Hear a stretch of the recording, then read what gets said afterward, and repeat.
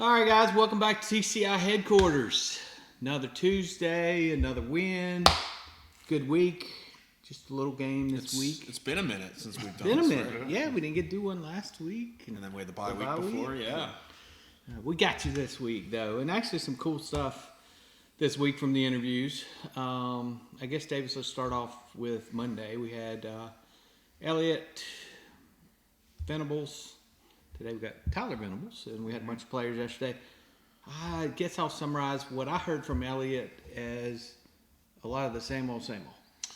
Yeah, I thought you were going to start with a Seinfeld reference, man. That's what I'm I'm gonna let you get that. You've been watching the videos. So we'll let you get that. Yeah, I mean, it really is a broken record at this point because Clemson's basically playing the same game every week, just enough for the defense to make a stop at the end. I mean, that's what they do every week. But I thought what was interesting about what Tony Elliott said, and even Dabo at his Tuesday press conference, is the fact that they admitted sort of what we've sort of been talked about before in here, and it is that this is becoming as much mental, they believe, as anything physical going on with this offense. And it's hard not to think that way when you just see this offense.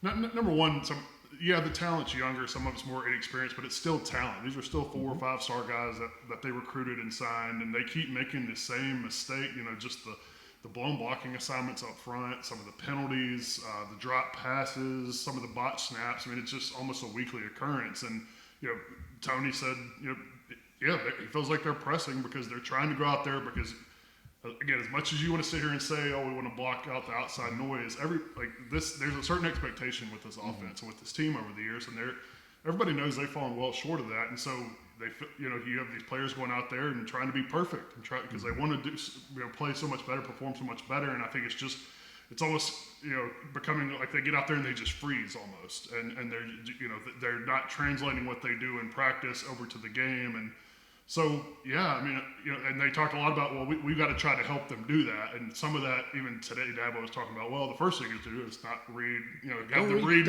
what you guys are writing.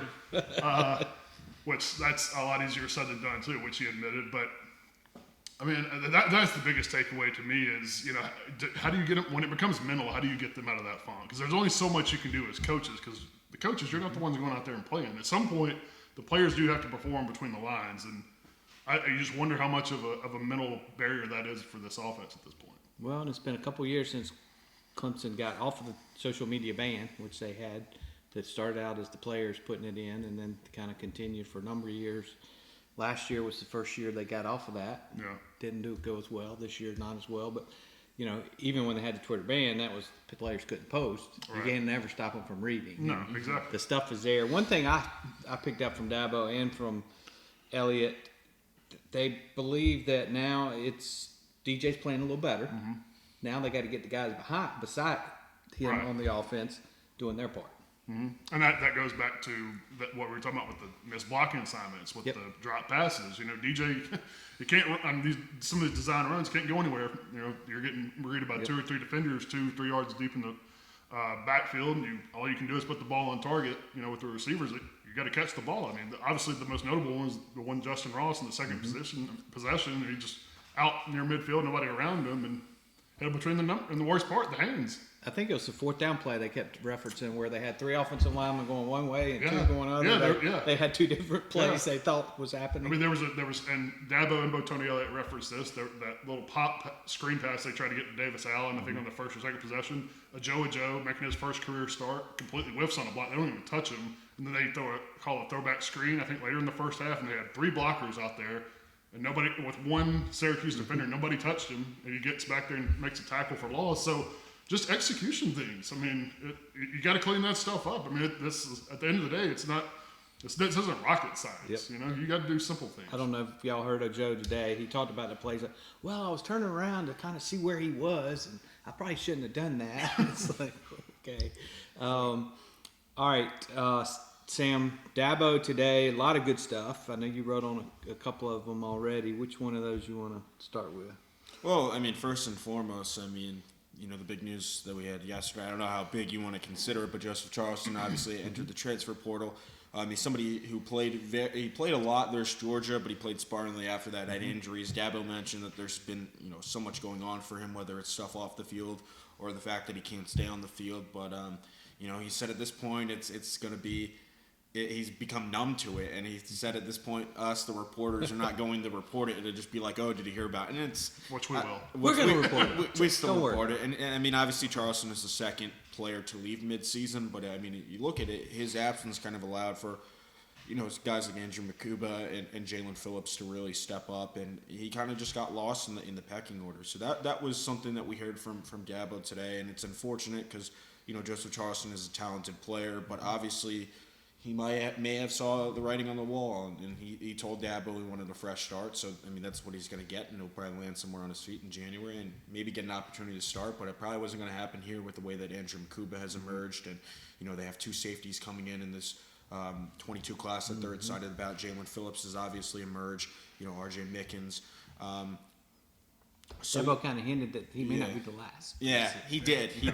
But that's just kind of the product of college football nowadays, right? I mean, anytime somebody enters the transfer portal, there's that, oh, wow, and then you realize, okay, this is kind of part of the game. And speaking of kind of like switching spots and going other places, he was asked today, kind of tongue-in-cheek, about the LSU job because Bruce Feldman for The Athletic mentioned him as a possibility. It's not that he's actually a possibility, but LSU will gauge.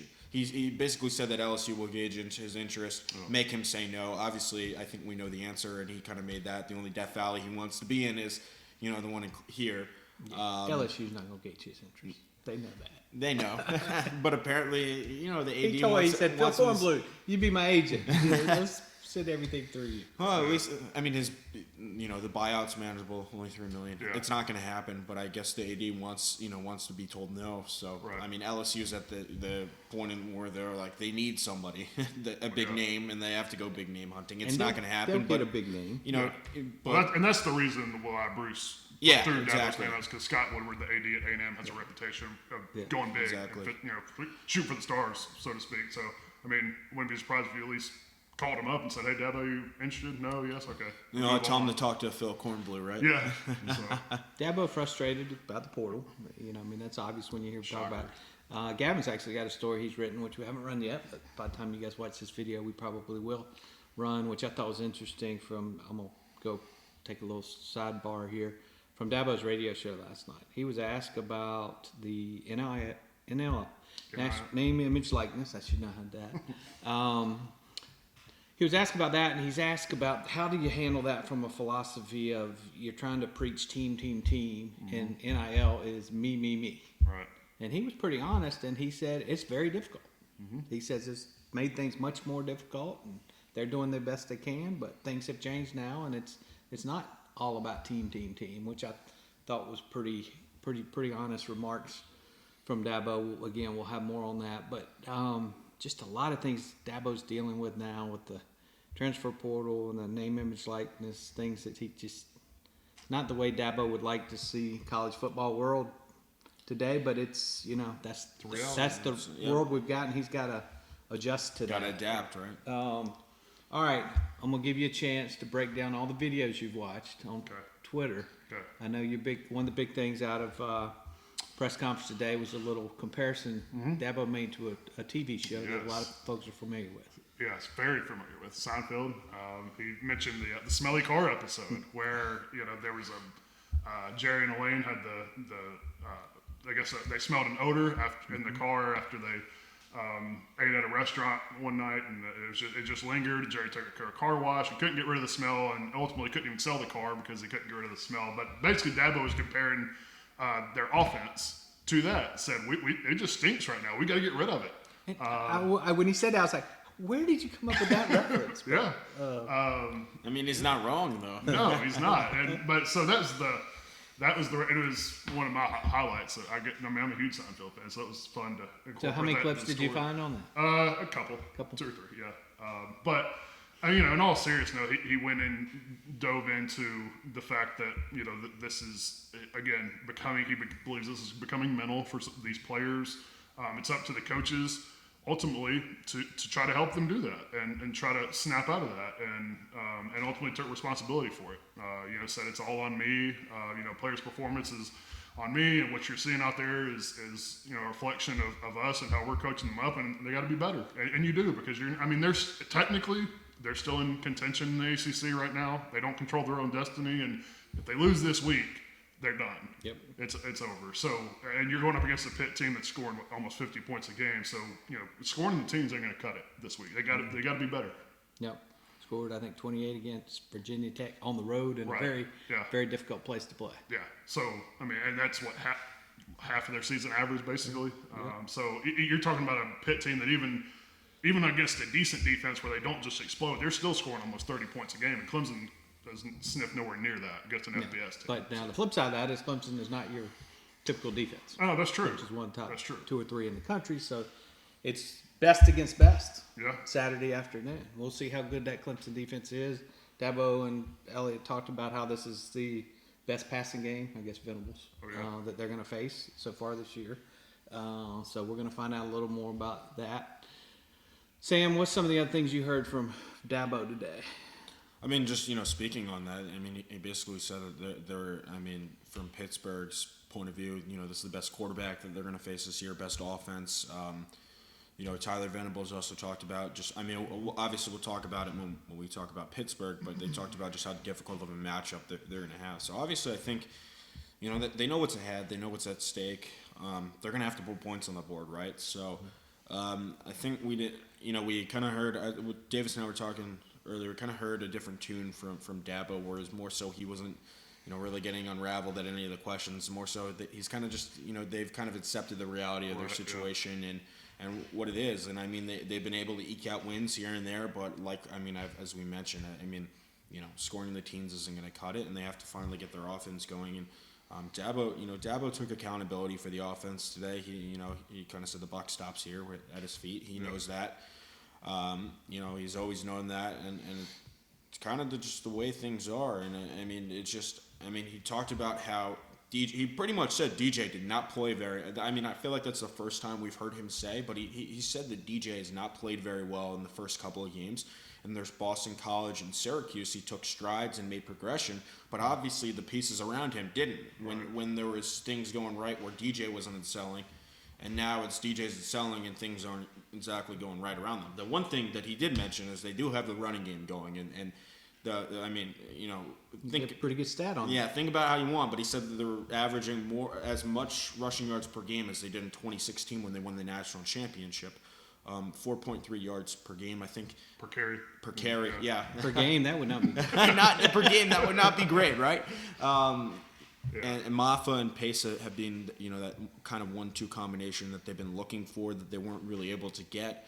Obviously, they had the talent with Shipley there, but the run game just didn't come with it. Shipley might be back this week. They're being coy with that. We're not entirely sure. I would lean towards probably. I'd be surprised. Last 2 games, the running games look better. Yeah. With Shipley on the sideline, so I think they need to be careful about how they bring him back into the mold. Yeah, and I think Pace has done a really good job. Yeah, and he's the reason their yard per carry was because they only averaged 3.1 in that game as a team, but his was around right at 5, a little under 5. But the issue is up front again because they're shuffling so many guys and having so much musical chairs because they just can't catch a breakup. At some point, you got to get some continuity on your offensive line, but Hunter Rayburn's a late scratch because of COVID protocols against Syracuse, and then you have to move Mason Trotter in at center, and that's their 3rd different center, 4th different starting combination up front in 6 games. There's not a whole lot of again. And the continuity that they did have really just did not play well there, Syracuse at all. Obviously, Will Putnam has been hurt, and Walker Parks had the concussion, but they were switching offensive linemen in and out. Matt Bockhorst played left guard. He played right guard. Mitchell Mays was in there for Parks a bit. But, those are the 2 guys that have been, I guess you could say, not the most steady, but have been there for most of the season and haven't had to move around besides Putnam missing the Boston College game. And they just were not good really at all. And Dabo admitted, he blamed the injuries, but it was an issue. I think they had practiced 2 days out of the 2 bye week in that last week. And the problem is if they didn't play, they would have had a much different offensive line combination too. So you would have had to put Bockhorst probably at right guard and Mitchell Mays at right tackle and back to square one again. But I think the encouraging thing is Dabo talked about today with the offensive line is Trotter played well. Besides that, the missed snap, he held his own. And for a guy who he said to the reporters on Monday that he did not get his club off until the Sunday prior to the game. So he practiced maybe three times snapping, and then they're like, okay. Dabo said Friday morning while I was eating his grits, he found out that he was. They were out there in warm-ups. I noticed Caldwell was out there. I think we were watching up in the breastplate. They were out there watching him in the pregame snaps, just trying to see, okay, which direction do we go here? But the good news is Mays did get some playing time. Important playing time. You've now got Rayburn and Trotter that have gotten some playing time at center. Rayburn's still out this week as you head into Florida State. Yeah. And then you've got Tate, and you've got T.O., and you've got Putnam, and you've got Bockhorst. So all of a sudden you're starting to build that depth, which is getting better. And Dabo talked a little bit about that today. It's like, hey, guys, we're halfway through the season. Yeah. We're going to get better. If the past 2 games are any indication, Matt Bockhorst has been just very good at guard, and probably, I mean, I know we can't go back and change the past, but he obviously probably should have been starting at guard. Well, he was good, but they also yanked him. They did, at one point. In the Syracuse game. Yeah. So, and I think it was Dabo today that talked about, or was it Elliott that talked about the accountability? Yeah. And they he talked about it post game. Yes, they even said, hey, we're pulling these guys out if they're making mistakes. We're going to have that accountability, whether it's I don't think we've seen that quick hook really at all this season. And it doesn't help that cohesion thing. No, it doesn't. You're getting guys, you get a line and some of those guys aren't performing up to your standard, and you're yanking them, putting somebody else in. I think the depth thing is good in long term, like in big picture program, but in short term for these next 6 games, they need to start a 5. They need to find a 5 that can stay healthy and that can count on. Especially when they're still in the mix for the to go to win the ACC. Obviously, they don't control their destiny, but they still have something to play for at the end of the day. It's not about building. I mean, if they lose the Pitt, go ahead. At least through Saturday, but you win out, you got a shot, but.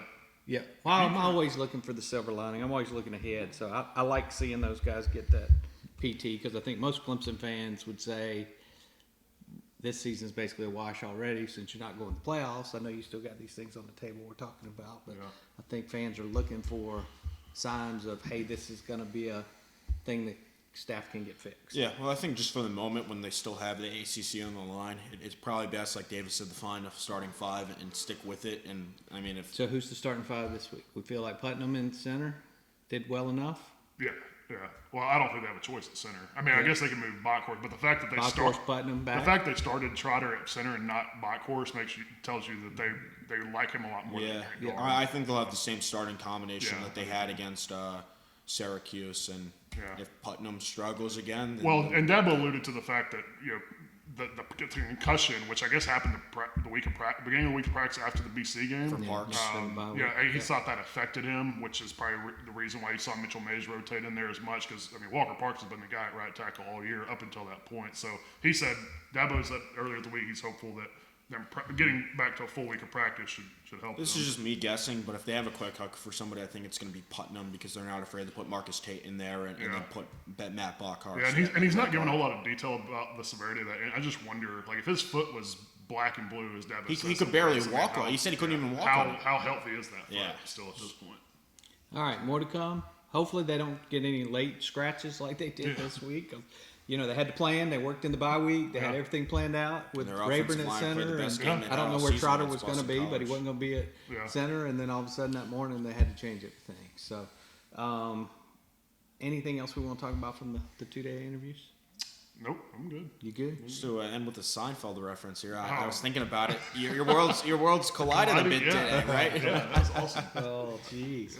All right, guys. That's a recap of 2 days of talking about Syracuse, looking ahead to Pitt. Stay tuned to Clemson Insider. We're going to have a lot more coverage for you all week long as we get ready for the biggest game of the year. I know we keep saying that, but this one is huge. So stay tuned to TCI for the most complete coverage of Clemson football and Clemson recruiting. This is BT Potter. Make sure to check out the Clemson Insider's most complete football coverage. Nobody does it better.